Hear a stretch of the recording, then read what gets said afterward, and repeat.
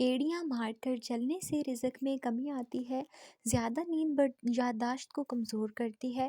گاجر کے پتے چبانے سے نظر تیز ہوتی ہے۔ شام کے وقت چاول کھانے سے بڑھاپا جلدی آتا ہے۔ جسے زیادہ غصہ آتا ہو تو پکے ہوئے کیلے کھائے۔ سرخ شلجم خون کی کمی کو پورا کرتا ہے۔ سر کو تیل سے تر رکھنے سے عمر میں اضافہ ہوتا ہے۔ کیلے کے پتوں کو ابال کر اس کے پانی سے بال دھونے سے بال لمبے اور گھنے ہو جاتے ہیں۔ شرمگاہ کے بال جلدی صاف کرنے سے انسان تندرست رہتا ہے۔ خون کی کمی کی 7 علامات: بھوک کم لگنا، جسم میں ہر وقت کمزوری رہنا، سینے میں درد رہنا، دل ہر وقت ڈوبتا ہوا محسوس ہونا، ہاتھ پاؤں کی جان نکلنا، سانس لینے میں مشکل ہونا۔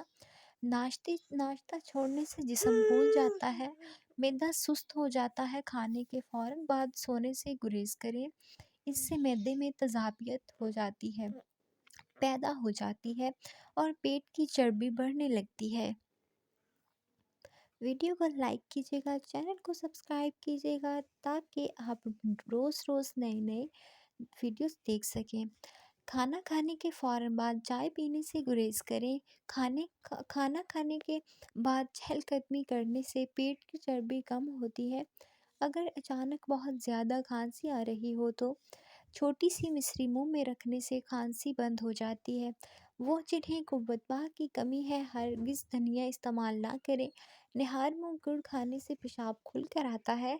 دمہ کے مریضوں کو میتھی کا جوشاندہ بنا کر پلانا بے حد مفید ہے۔ اگر آپ کمزوری محسوس کر رہے ہیں تو 2 کھجور دودھ میں پکا کر کھائیں اور دودھ بھی پی لیں۔ اگر آپ کو چوٹ لگی ہے اور خون نہیں رک رہا تو روئی کو ناریل کے تیل میں ڈبو کر چوٹ پر لگائیں، خون آنا بند ہو جائے گا۔ گردوں کو تندرست رکھنے کے لیے سونے سے پہلے پیشاب کر کے سوئیں۔ جب بھی کھانا کھائیں تو پاؤں کے بل بیٹھیں کیونکہ دماغ کمزور ہوتا ہے۔